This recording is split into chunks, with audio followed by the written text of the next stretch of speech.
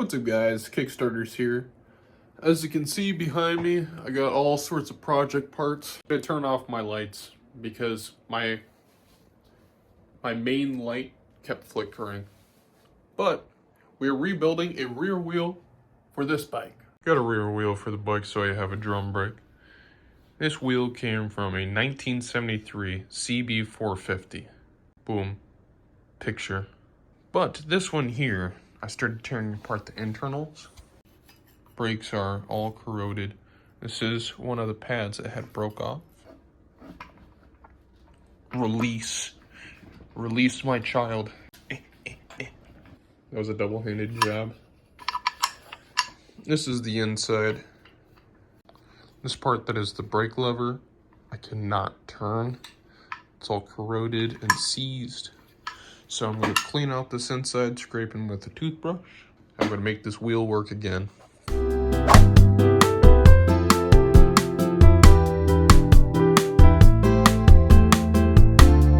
I broke this free using big old PB blaster. I toothbrushed the whole inside. I think that's as clean as it's going to get without using motorized tools. But I'm going to use some aluminum foil, water, and soap. I would like to do a rust treatment on this. I mean, it's not going to break, but it makes me uncomfy.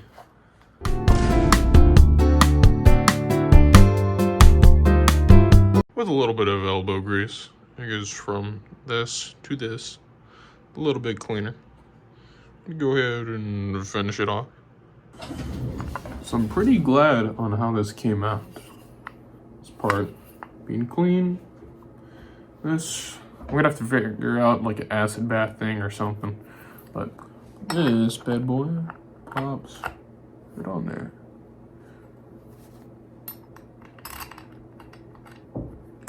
Good to go. This bad boy is rusted and I would like it to not be rusted, so I want to spray some big boy juice on it.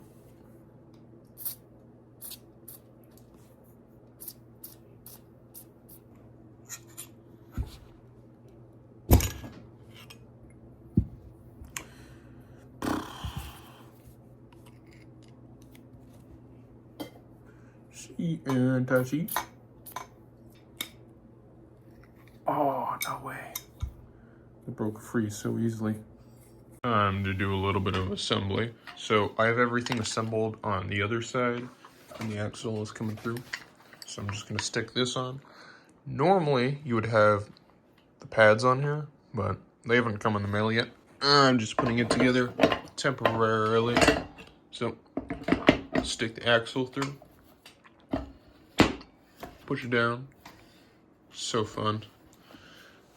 And then stick this on, chain adjuster, and you have spacer and nut. Scratch that. According to this side, I have it flipped. This can be spacer, adjuster, nut. The hub on the bike is about 7 inches of room. We'll need about 9 inches, maybe 9.5. So we're either gonna have to heat this up and bend it out by quite a lot, or we're gonna have to weld something else on. I know we're gonna have to do welding anyways because this wheel is larger. The wheel across is about 21 inches, while the new wheel is 24 inches. So definitely gonna have to extend the frame by 3-4 inches.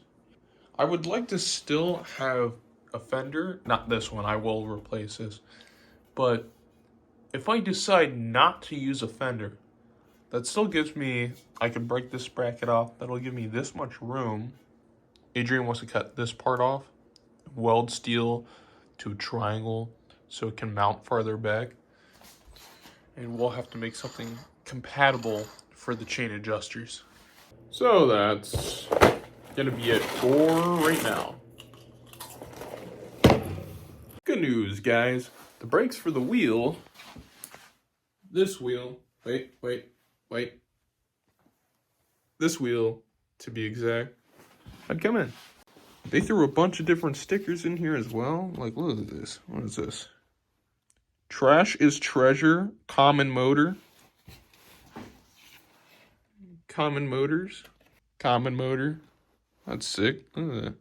This one's shiny. Common motor. Maybe I'll put one of these on like my tank or something when I put it on the bike. Look at this. This is the old pad. You can see it's all rusted. It's coming apart. This is the new pad here.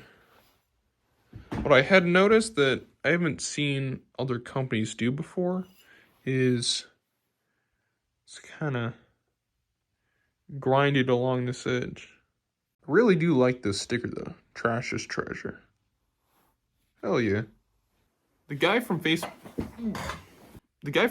Marketplace that I got this wheel from, he was the one that recommended me to get the brakes from Common Motors. I should probably wait till later to be putting these on. I'm so excited about this. I want to see if they fit right. Gotta take off this. These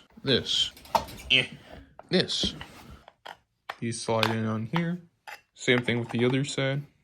Just kind of fit in the grooves. I don't have the springs on it yet, but this component twisting is what causes this to expand. See that? For this specific model of drum, they have these pinholes. So you have this figure 8 shape. You put it on here. These cotter pins go through and the springs go across. This technique I'm trying, which normally works on other bikes I've done, connect the springs first and then kind of slide it on. I gotta find a way to set up my phone so you guys can see me working.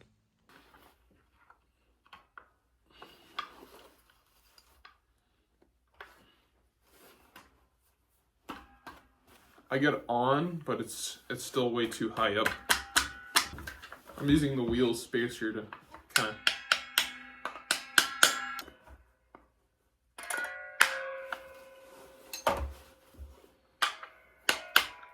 make sure these sides are on. I'm just reusing the old cotter pins. Probably not a great idea, but I don't know where to get other ones, and I'm lazy. With the pads, if you twist this item here, it'll separate the pads, pushing the pads against the inside rim of the wheel. I want to see how well it spins in here, or if I have to like sand that down.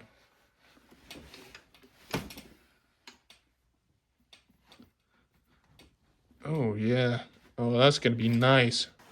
How this mechanism works is this part down here, a metal pole will be mounted to keep the center from spinning at all. It'll be mounted somewhere on the frame. And then this is shorter than what I need. We're gonna have to modify this, but this end connects in here somehow. And the other end will be connected to a foot pedal. So when you push the pedal down, it'll pull on this. So this, I'm using my foot to show it being stationary. It'll pull on the lever and keep it from spinning. I'm pretty sure the guy I bought the wheel from, like when I was inspecting the brakes, he had pulled some sort of cotter pin out for this kind of nut. But I don't remember getting it from him. I just remember seeing it. So now, the rear wheel has brake pads. Let's go! The front has pads. I don't remember how good they were. I'll figure it out. With having a heavy bike, I'm gonna have to have a way to stop. The Wheel of Doom. Alright, that's gonna wrap it up for today's video. If you guys enjoyed seeing what you just watched, you can go to our channel, check out other videos like it. We try to separate our videos into like video playlists. This video will be going into a playlist called Schwinn Chopper. So I tell a story about what brought me into building this bike, and I will progress as I build the bike. As always, stay tuned for next. Hua!